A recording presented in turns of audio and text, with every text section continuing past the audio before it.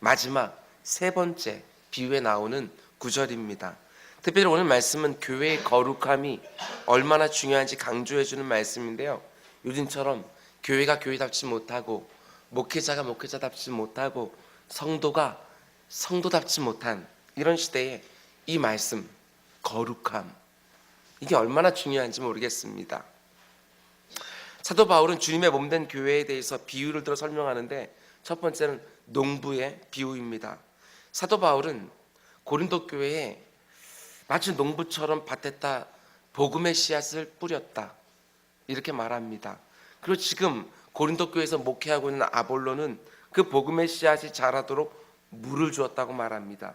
그러나 자라나게 하시고 열매 맺게 하시는 분은 오직 하나님이시다. 모든 게 다 그럴 겁니다.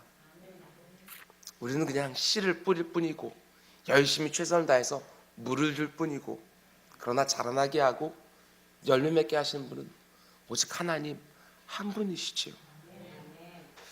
두 번째는 건축과 비유입니다. 그리스도라는 복음의 기초 위에 적합한 재료로 건축을 하게 되어지면 마지막 불시험이 온다 할지라도 타지 않고 그대로 남아있다, 이렇게 말합니다. 하나님의 말씀이 온전히 선포되어지고 말씀의 교회가 세워지면 예수님이 다시 오실 때까지 그대로 남게 된다고 사도 바울은 말하는 겁니다. 그러고 나서 바울이 세 번째 비유를 드는데 그 비유 가운데 오늘 우리가 암송해야 되는 구절이 나오는 겁니다.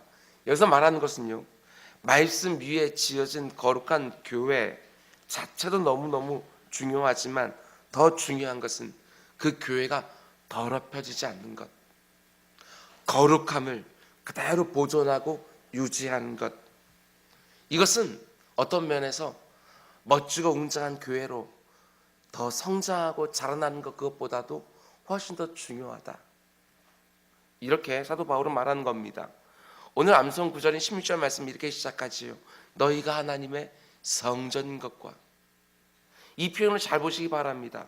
우리 눈에 보이는 건물을 가리켜 성전이라고 말하지 않고 그 안에 모여서 함께 하나님께 예배하는 성도들, 그 너희가 하나님의 성전이라고 사도 바울은 말하고 있다는 겁니다. 우리 한 사람 한 사람이 바로 하나님의 성전이라는 겁니다. 내가 바로 성령 하나님이 거하시는 하나님의 전이라고 분명히 말해주고 있다는 것이지요. 여러분 어때요?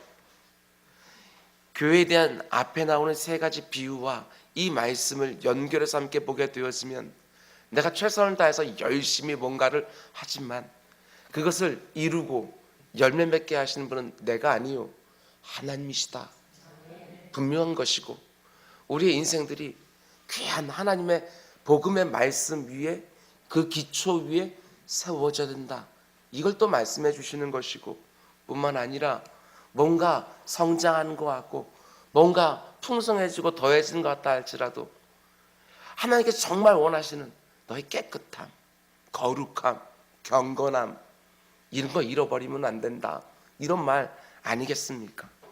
내가 바로 하나님의 전이다, 성령이 거하는 전이다 라고 할 때 그 의미가 무엇인지 오늘 우리가 함께 나눠보도록 하겠습니다. 오늘 본문이 말하는 너희가 바로 하나님의 전이다 라는 이 말씀 속에 어떤 뜻이 담겨 있는지 알기 위해서는요, 우리가 성전의 개념에 대해서부터 먼저 알 필요가 있습니다. 우리말로 성전이라고 말하면 거룩한 집을 말하는 것이고, 영어 성경에도 보게 되었으면 템플, 홀리 플레이스 이렇게 되어 있어요. 거룩한 장소라는 것입니다. 그러니까 성전이라는 것 개념 속에 가장 중요한 것은 거룩함. 내가 바로 성전인데 내가 성전이라고 한다면 가장 중요한 것은 거룩함, 깨끗함, 경건함, 이런 거라는 것이지요. 근데 왜 성전이 거룩한 곳이냐? 성전 자체가 거룩한 곳이 아니라 그 안에 성령 하나님이 임재해 계시기 때문에 거룩한 거지요. 우리는 여전히 불결해요.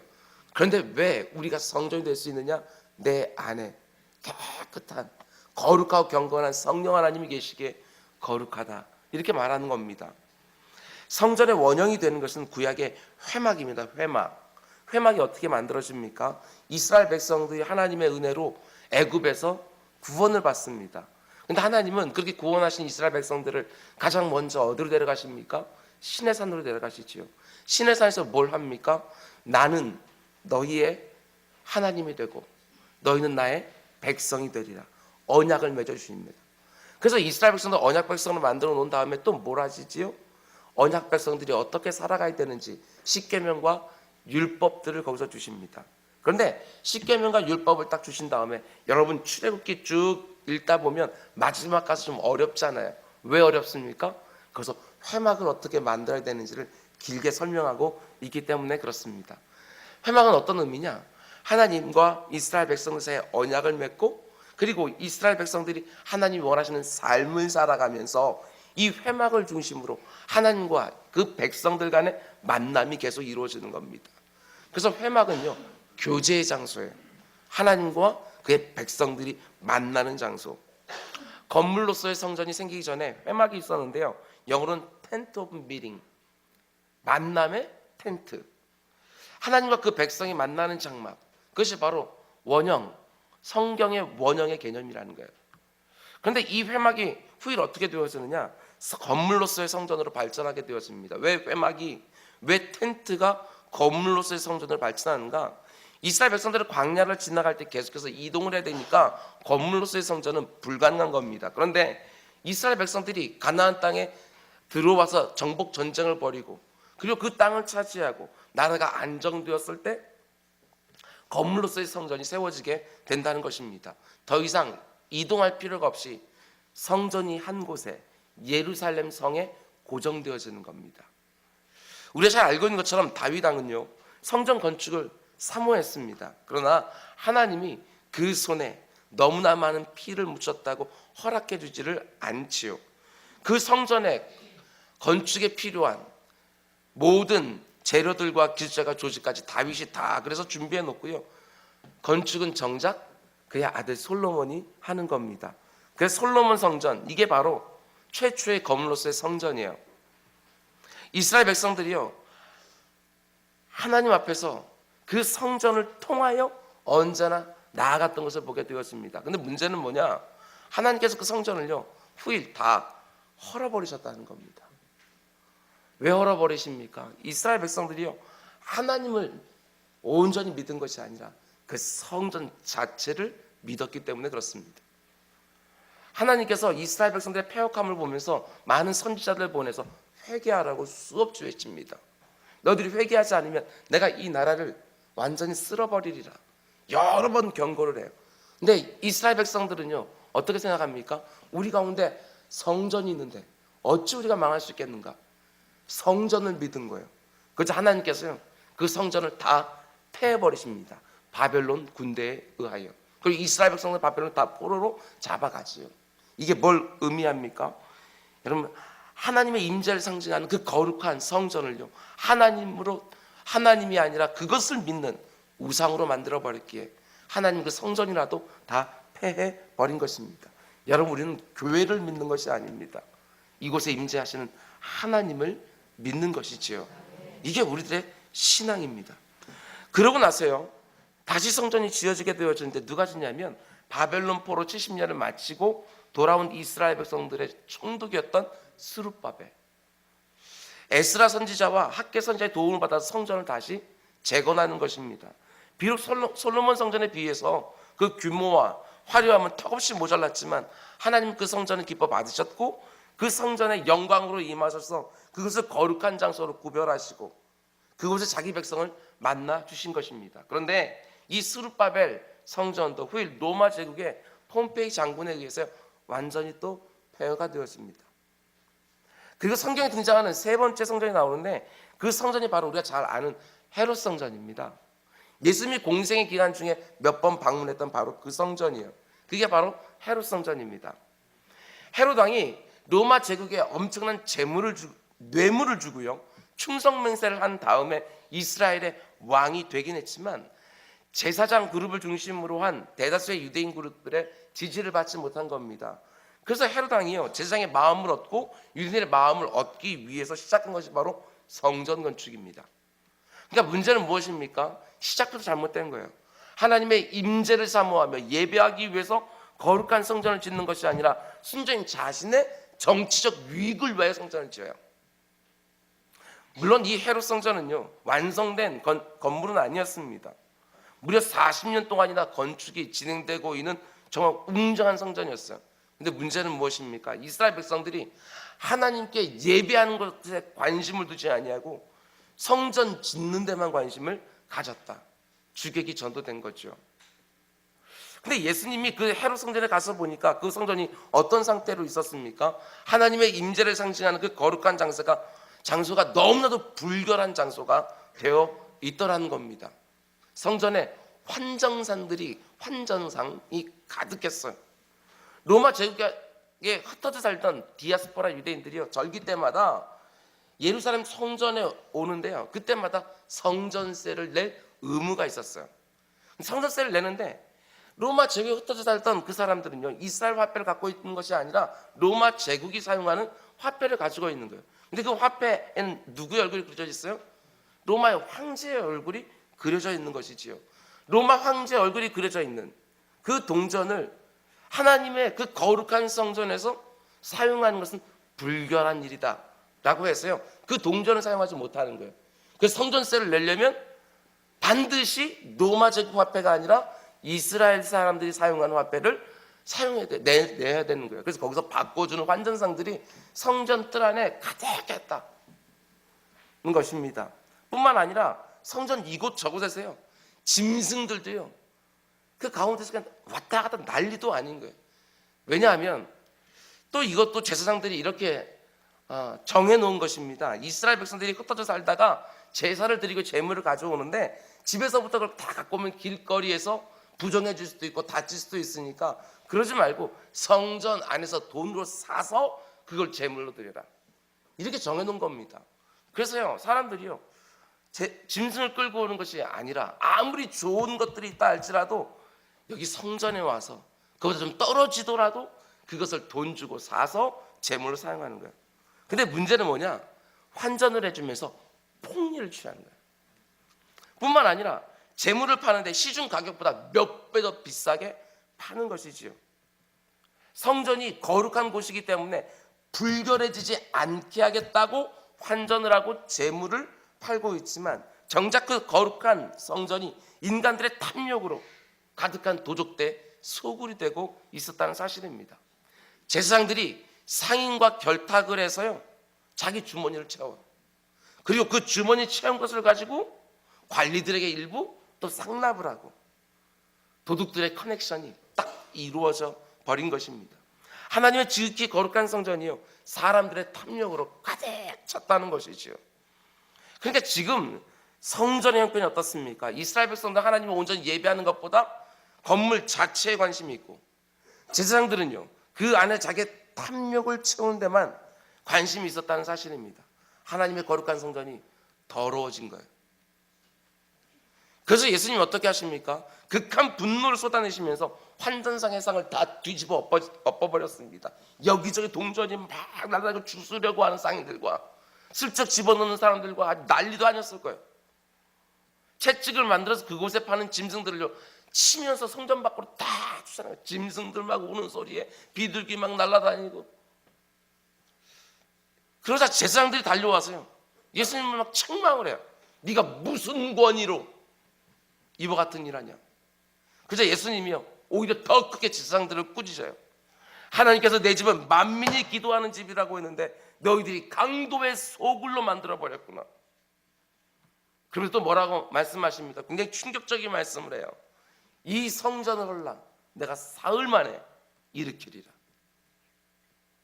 여기서 이 성전을 헐라라는 이 말씀에는요, 중요한 두 가지 의미가 있어요. 첫 번째는 이 성전 건물 짓는 것이 중요한 것이 아니다. 이 성전은 곧 무너진다. 눈에 보이는 건물로서의 성전이 완전히 무너질 거라는 예수님의 예언의 말씀이었어요. 그리고 이 예언은 AD 70년에 디투스 장로에 의해서 완전히 또 무너지는 것을 보게 되어집니다. 그런가 하면 두 번째 의미는요, 요한복음 2장 21절에서 이렇게 말하죠. 그러나 예수는 성전된 자기 육체를 가리켜 말씀하신 것이라. 성전된 자기 육체. 이게 무슨 말이죠? 예수님은 이렇게 말씀하는 거죠. 나를 죽여라. 내가 십자가에서 죽고 사흘 만에 다시 살아나서 새로운 성전이 되리라. 이게 무슨 말이에요? 지금까지 이스라엘 백성들은요, 성전을 통해서 하나님께 나아갔던 거예요. 그런데 예수 그리스도의 십자가에 죽으시고 다시 부활하게 되어지면 이제는 모든 성도들이요, 예수 그리스도를 통하여 하나님께 나아가는 거예요. 그렇기 때문에 예수 그리스도가 새로운 성전이라고 말씀해 주시는 것이지요. 뿐만 아니라 하나님의 임재가 있는 곳이 바로 성전인데, 예수 그리스도의 십자가 사건과 부활 사건을 자기를 위한 것이라고 믿고 고백하는 그 구원받은 성도들 안에 그 하나님이 거하고 계신다는 것입니다. 그렇기 때문에 이제는 건물로서의 성전이 아니라 성도 한 사람 한 사람 자체가 바로 하나님이 임재하는 성전이 되었다는 것입니다. 그래서 고린도전서 6장 19절 20절은 이렇게 말합니다. 너희 몸은 너희가 하나님께로부터 받은 바 너희 가운데 계신 성령의 전인 줄 알지 못하느냐. 구원받은 성도 한 사람 한 사람이 바로 성령의 전이라는 겁니다. 계속해서요, 이렇게 말합니다. 너희는 너희 자신의 것이 아니라 값으로 산 것이 되었으니. 다시 한번 읽어드립니다. 아무개야, 너의 몸은 네 것이 아니라 내가 값을 주고 산 것이니. 이렇게 말하는 거예요. 예수님의 피값으로 죄의 싹을 다 치르고 우리를 사셨기 때문에 구원 받은 성도들의 몸은 다 하나님의 것이라고 말한다는 것입니다. 속량이라고 하는 단어 자체가 값을 치르고 산다는 것이니까. 여러분, 그러니 구원받은 다음에는 어떻게 살라고 말합니까? 그런즉 너희 몸으로 하나님께 영광을 돌려라, 이렇게 말합니다. 여기 잘 보시기 바랍니다. 무엇으로 하나님께 영광을 돌리라고 말합니까? 너희 몸으로. 지금까지는 건물 성전에 가서 제물을 드려서 하나님께 영광을 돌렸는데, 이제부터는요, 우리 몸에 하나님이 임재해 계시고 우리 몸 자체가 거룩한 성령의 전이 되었기 때문에 우리 몸으로 하는 모든 일을 가지고 하나님께 영광을 돌려야 된다, 이렇게 말하는 겁니다. 그래서 로마서 12장 1절에서 우리가 잘 아는 말씀, 너희 몸을 하나님이 기뻐하시는 거룩한 산제사로 드려라. 왜 우리가 내 몸을 하나님 기뻐하시는 산 제물로 드리며 영광을 돌려야 됩니까? 하나님이 예수 그리스도의 피값으로 내 몸을 사셨기 때문에 이제 이 몸은 내 것이 아니라 하나님의 소유. 그렇기 때문에 이 몸으로 하는 모든 일들 역시도요, 그 거룩하신 하나님의 소유답게 행동해야 된다는 것입니다. 지금 내 몸이 내 것이 아니라 하나님의 것이라는 사실 여러분 믿으십니까? 지금 내 몸이 하나님이 거하시는 성령의 전이라는 사실 믿으셔요? 귀찮아서 아멘 안 하시는 분들 한 분도 없이요, 믿으면 아멘 하시고요, 안 믿으면 가만히 있으셔요. 내 몸이 하나님의 전이 거하는, 하나님의 영이 거하는 성전이라는 사실 정말 믿으셔요? 지금 내 몸이 하나님 것이라고 정말 믿으신다면 마치 내 것처럼 내 마음대로 함부로 막 사용하지 마시라는 겁니다. 내 몸이 정말 성령의 전이라고 믿는다면 하나님이 거하실 만한 거룩한 처소가 되게 하라는 것이지요. 오늘 우리가 암송해야 되는 구절이 바로 이 사실을 말씀해 줍니다. 고린도전서 3장 16절, 너희는 너희가 하나님의 성전인 것과 하나님의 성령이 너희 안에 계신 것을 알지 못하느냐. 왜 사도 바울이 지금 이런 말씀을 합니까? 다른 거 아닙니다. 지금 이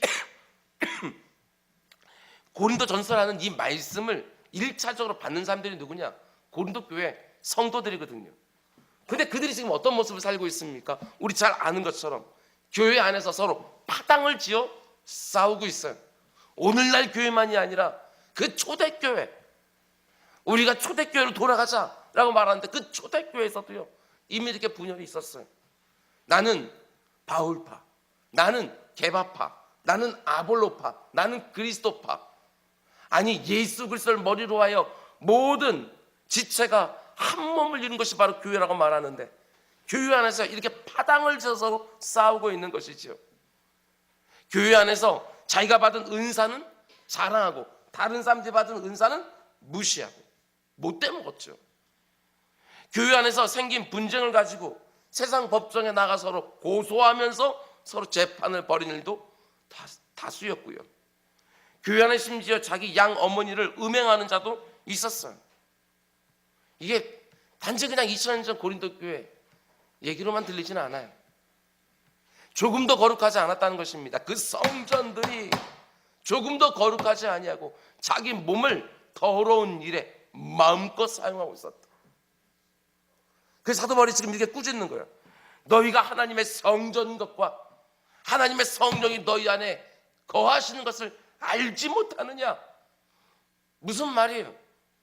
하나님이 거하시는 성전은 반드시 거룩한 곳이 되어야 되는데 지금 너희들 도대체 뭔 짓거리 하고 있냐?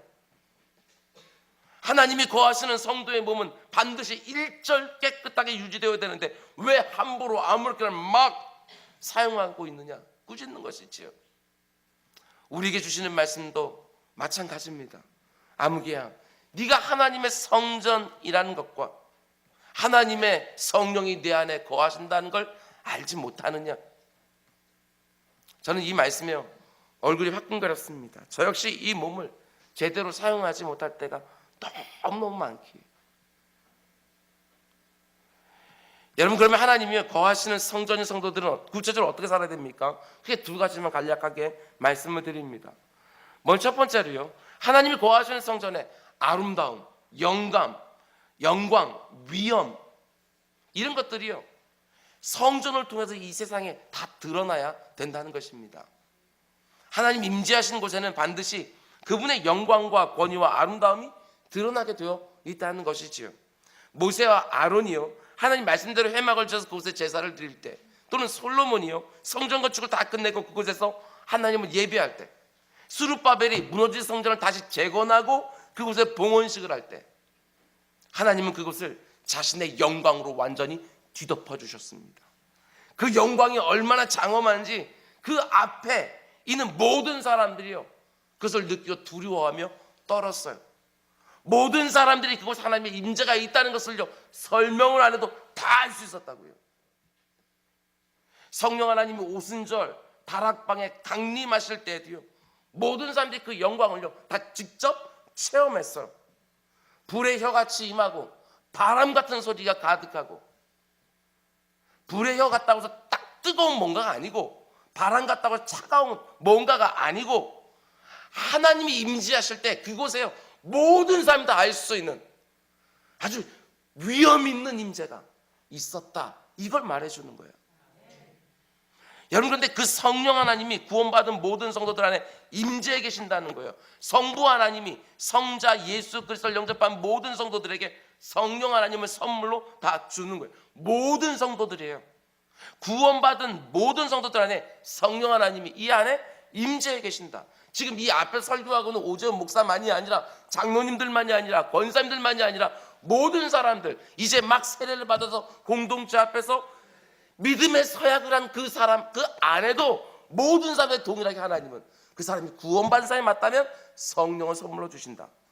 로마서 8장 9절 이렇게 말합니다. 만일 너희 속에 하나님의 영이 거하시면 너희가 육신에 있지 않냐고 영에 있나니 누구든지 그리스도의 영이 없으면 그리스도의 사람이 아니니라. 이 안에 성령 하나님이 없으면 너 구원받은 사람 아니야.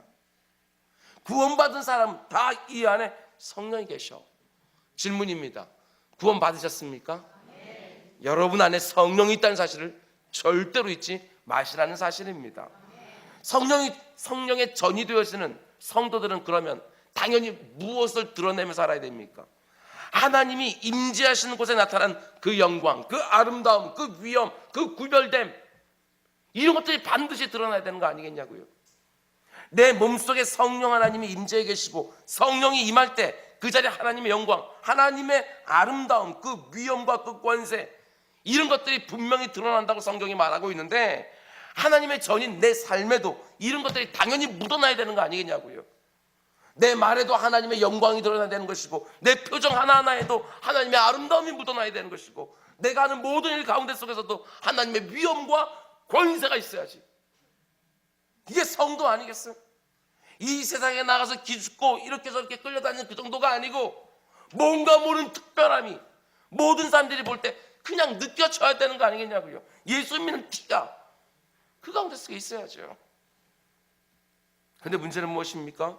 제 자신을 비롯하여 오늘날 너무나 많은 성도들에게 하나님의 임재가 있는 곳에 나타나는 그 영광, 그 아름다움, 그 위엄과 권세, 이런 것들이 도무지 드러나지 않는다는 사실입니다. 이 세상 사람들이 감히 범접할 수 없는 신령한 뭔가가 그들의 삶 속에 드러나야 되는데 눈을 씻고 봐도 그게 잘 안 보일 때가 많다. 그런가 하면 두 번째로, 하나님 거하시는 성전의 성도들은 또 어떻게 살아야 되느냐? 그 무엇보다도 거룩하고 경건하게 이 세상과 분명한 구별됨을 가지고 일절 깨끗함으로 살아가야 되지 않겠습니까? 그것이 바로 구원받은 성도들의 마땅한 삶의 자세 아니겠냐고요.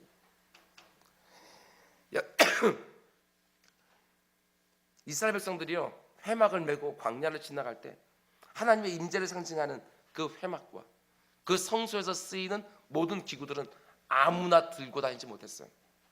오직 구별된 사람들, 레위 지파 사람들만 회막과 그 안에 사용하는 기구들을 다 들고 다닐 수 있었어요. 특별히요, 하나님의 임재가 아주 강력하게 많은 법궤가 있는 그 안, 지성소, 그곳에 쓰이는 모든 것들은요, 레위인 가운데 속에서 또 특별히 한 번 더 구별해서 그 사람들이 그것을 들고 이동하게 돼 있어요. 레위기 21장을 보게 되어지면 하나님의 회막을 옮기는 사람들의 자격에 대해서 말하는데, 누가 그 회막을 옮길 수 있었느냐? 몸이 단정해야 되고, 몸에 흠이 없어야 되고, 머리를 함부로 풀어서도 안 되고, 옷을 찢어서도 안 되고, 부모가 죽어도 그 시신을 심지어 만져도 안 되고, 말하는 것, 행동하는 것, 그 몸 전체가 깨끗하고 성결한 사람들만 회막을 맬 수 있었어요. 그래서 그들은요, 자신의 몸을 언제나 성결하게 유지하려고 최선을 다했던 것을 보게 되어집니다. 그럼 한번 생각해 보셔요. 하나님의 임재를 상징하는 거예요. 그 성소는 그 우주로도 다 담을 수 없는 그 하나님이 그 조그만 텐트 안에 들어있는 것이 아니고, 그곳에 하나님의 임재가 있음을 상징하는 곳이에요. 하나님의 임재를 상징하는 그 회막, 그리고 거기에 쓰는 기구들, 이거 드는데도 이렇게 최선을 다해서 자기를 성결하게 하려고 했다고 한다면, 단지 상징조차가 아니라 실제로 성령 하나님이 임재하고는 우리 성도들의 몸은 얼마나 더 거룩하고 얼마나 더 깨끗해야 되는가, 이거죠. 상징이 아니에요. 우리 안에 계신 성령 하나님은 실제로 내주하고 계시는 거거든요. 그럼 얼마나 더 깨끗해야 되겠냐고요. 그래서 오늘 암송구절 고린도전서 3장 17절은 이렇게 말합니다. 누구든지 하나님의 성전을 더럽히면 하나님이 그 사람을 멸하시리라. 더럽히면 멸하리라. 원래 원어 성경을 보면 똑같은 말이에요. 파괴하다, 이 단어예요. 그러니까 누구든지 하나님의 성전을 파괴하면 하나님이 그 사람도 파괴해버리라, 이렇게 되어져 있는 거예요. 그만큼 엄히 말씀하시는 것이지요. 하나님은 사도 바울을 통해서 이렇게 말씀합니다. 누구든지 성전을 제대로 보존하지 못하고 그 거룩함을 상징하면, 나의 영이 거할 만한 곳이 못되게 만들면 나도 그 사람을 멸하리라. 구약시대에 성전을 거룩하고 보존하게 했던 그 이상으로 우리 몸과 우리의 마음과 우리의 생각과 우리의 인격을, 우리의 말과 우리의 행동 하나를 거룩하게 다듬어야 된다고 말하고 있는 것이지요. 어떤 분들은요, 신약시대는 은혜로 구원을 받고 몸보다도 영혼의 거룩함만 중요한 것처럼 말하지만, 오늘 말씀은 어디에 기록되어 있어요? 오늘 말씀 신약성경에 기록되어 있어요. 하나님 분명히 신약시대, 성령시대 살고 있는 우리들에게도 말씀하시는 거예요. 분명하게 누구든지 나의 전을 더럽히면 내가 그 사람을 가만두지 않겠다. 근데 왜 하나님이요, 성전은 더럽히는 자를 멸하신다고 이렇게 엄히 말씀하시느냐? 잘 들으셔요. 성전 모독죄는 신성 모독죄이기 때문에 그래요. 하나님의 성전을 더럽히는 것은 그 하나님을 더럽히는 것과 똑같다. 하나님의 성전인 내 몸을 더럽히는 것은 곧 신성 모독죄. 굉장히 무서운 말이에요. 그래서 예수님이요, 이 성전을 헐라라고 말씀하실 때 유대인들이 그것을 듣고요, 성전 모독죄로 걸어서 신성 모독죄, 그 죄까지 얹어서 십자가에 못 박아 죽이는 거예요. 하나님은 레위기 15장 31절에서 이렇게 말씀합니다. 너희는 이와 같이 이스라엘 자손이 그들의 부정에서 떠나게 하여 그들 가운데 있는 내 성망을 그들이 더럽히고 그들이 부정한 중에서 죽지 않도록 할지니라. 성전을 더럽히면 자를 어떻게 하라고요? 죽여라. 그렇게 해서라도 이 성전을 거룩하게 유지해라. 그런가 하면 민수기 19장 20절 말씀 보면 이렇게 되어 있어요. 사람이 부정하고도 자신을 정결하게 하지 아니하면 하나님의 성소를 더럽히는 것이다. 내가 부정함에도 불구하고 불결함에도 불구하고 이것을 회개함으로 정결케 하지 아니하고 성전에 드나드는 것은 그 성전을 불결하게 만드는 것이다. 그러니 들어오지 마라 이 얘기하는 겁니까? 아니요, 반드시 너를 거룩하게 유지해라, 이 말씀을 하시는 것이지요. 이 표현 좀 보세요. 자기를 정결하게 하지 아니하면 여호와의 성소를 더럽히는 것이다. 그리고 회중 가운데 끊어지가 내쳐버려라, 쫓아버려라, 이런 말이지요. 내 몸이 하나님의 성전의 사실을 절대로 잊지 말기를 바랍니다. 자기 몸을 함부로 더럽히는 자는 그 누구라도 하나님께서 멸하시겠다고 엄중히 말씀하고 계십니다. 하나님의 성전인 성도 한 사람 한 사람 물론이고 그 성도 한 사람 한 사람이 모인 교회 역시 언제나 거룩함을 추구하는 교회가 되어야 합니다. 이 세상에 악한 가치관과 오염된 질서가 들어와서 교회를 함부로 더럽히지 못하도록, 하나님의 진리의 말씀을 어지럽히는 이단들이 교회 안에 들어와서 나쁜 씨앗들을 뿌리지 못하도록 하나님의 전인 성도들이 주님의 교회를 거룩하고 일절 깨끗하게 지켜가야 된다라는 것입니다. 말씀했습니다.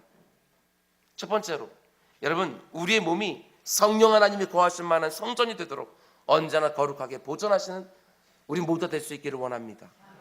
성령 하나님은 우리 속에 거한다고 하셨는데 생각해 보셔요. 우리가 성령이 거하실 만큼 깨끗해서 이 안에 거하시는 겁니까? 아니면 성령이 거하시니까 이 안이 깨끗해지는 겁니까? 이걸 착각하신 분이 너무너무 많아요.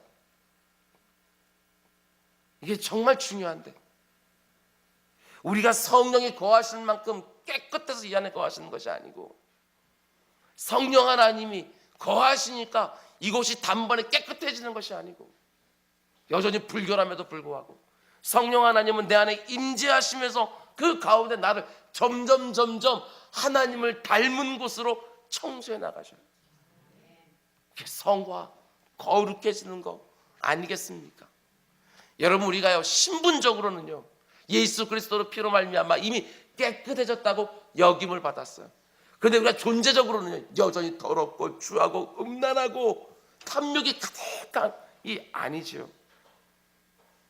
여러분, 우리가 어떻게 내 자신을 거룩하게 할 수 있습니까? 사도 바울은요 디모데전서 4장 5절에서 이렇게 말합니다. 하나님의 말씀과 기도로 거룩하여진다, 이렇게 말합니다. 말씀 앞에 나를 늘 비추어서 그 말씀이 심령고스를 쪼개며 이 안에 들어와 모든 것을 헤집어서 그 가운데 벌거벗은 듯이 다 들추어내어서 그 가운데 못돼 본 것이 무엇인가 들추어내고, 우리가 기도를 통하여 하나님 앞에 이 모든 것들을 청소할 수 있는 능력 달라고 기도하고 말씀과 기도로 오늘 말씀 듣고 결단해야 될 것은 다른 것이 아니에요. 하나님 말씀을 추상적으로 듣는 것이 아니라 여러분 이 가운데 속에 정말 하나님의 말씀을 규칙적으로 읽고 기도를 정말 때를 정해놓고 나가서 기도하는 그 경건한 습관이요, 경건한 습관. 이게 얼마나 중요한지 다시 한번 이 안에 결단하시는 것이지요. 우리 어르신들은요, 우리 믿음의 선배들은 언제 입만 열면 여러분 성령 충만을 외쳤어요. 성령 충만 다음에 따라붙는 게 뭐예요? 능력 충만. 성령 충만, 능력 충만. 예, 맞아요. 이 두 개가 묶여 있어요. 성령이 충만해지면 그 가운데 능력이 나타나는 거, 예, 맞아요. 그런데 음란이 가득한 그곳에 계시는 성령 하나님이 무슨 역사를 할 수 있겠나?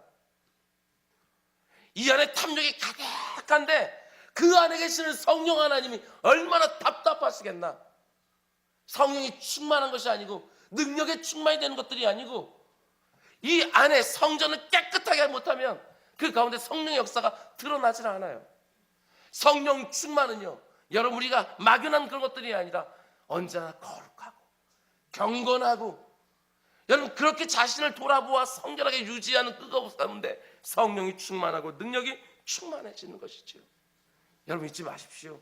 이 안에 나의 생각과 나의 말하는 것과 나의 지성, 감성, 의지 모든 것들 그 안에서 거룩한 가운데 성령 하나님이 역사하기를 사모하는 우리 모두가 될 수 있기를 주님의 축원을 드립니다. 그런가 하면 여러분 거룩한 삶은 절대로 하루아침에 이루어지지 않는다라는 것입니다. 여러분 경건한 습관을 통해서 매일매일 정말 이것을 청소하고 깨끗하게 나갈 때 그 가운데 속에 거룩한 삶이 내 몸에 자리 잡게 되어지는 것이지요. 특별 새벽 기도에 30일 했다 해서 경건해지는 삶이 자리 잡는 게 아니에요. 그 어느 때보다 민감한 영을 갖게 되어지고 깨끗해질 수는 있지만 여러분 그것이 삶으로 자리 잡기 위해서는 반드시 이 모든 것들이요 여러분 계속해 일어나는 습관이 되어야 된다라는 사실입니다. 성령 하나님께서는 우리가 거룩해지기를 원하십니다. 우리가 구원받을 때 이미 내 안에 들어와 계시지만 이제는 마음껏 활동하기를 원하신다는 것이지요.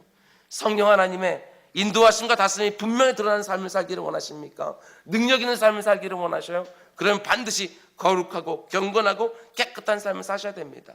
내 안에 여전히 남아있는 더러운 욕망과 자기 중립성, 음란한 것들 계속해서 십자가 못 박아 제거하셔야 됩니다. 뿐만 아니라 내가 성령 하나님 모시고 있는 성전의 사실을 정말 믿는다면 내 말과 내 행동 하나하나에 기준을 높이 책정해 주셔요. 기준을 높이 책정해 두시라고요. 세상 사람들이 나쁘다고 말하는 것을 내가 하지 않는 그 정도로는 안 되는 거예요. 세상 사람들이 아무리 괜찮다고 말하고 모든 사람들이 다 그렇게 산다 할지라도 우리 성도들은 하나님이 그거 더럽다, 그거 추하다, 그거 갖다 버려 라고 말씀하시면 내게 아무리 유익해 보이고 나를 아무리 즐겁게 할 수 있는 것처럼 보인다 할지라도 NO 라고 거절할 수 있어야지요. 천박한 대화 멀리 하십시오. 부정한 생각 나누지 마십시오. 탐욕스러운 거 마음 빼앗기지 마십시오. 시간이 지나면 지날수록 더럽고 추한 모든 것들이요 세상을 아주 관영하는 이 시대 가운데 속에 오늘 여러분들은 하나님의 영이 거하시는 성전으로 그 세상 속에 들어가는 거예요. 이걸 분명히 하시라고요. 그리고 여러분들 안에 계시는 성령 하나님을 통하여 누군가가 하나님께로 나아가게 하는 이 놀라운 일에 쓰임받은 우리 모두 될 수 있기를 주님의 이름으로 축원을 드립니다. 우리 기도합시다.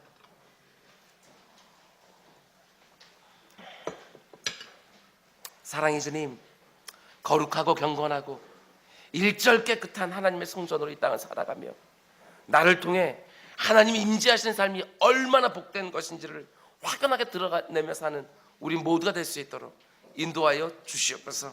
아버지 하나님, 우리의 생각도 우리의 말도 우리의 행동 하나하나도 정말 거룩함이 묻어나오며 이 세상 속 사람들 가운데 정말 하나님 영이 거하신다고 하는 것이 분명히 느껴지는 그럼 우리 모두가 될 수 있도록 인도하여 주옵소서. 이 모든 말씀 예수님의 이름으로 기도드렸습니다. 아멘. 너희께 기도하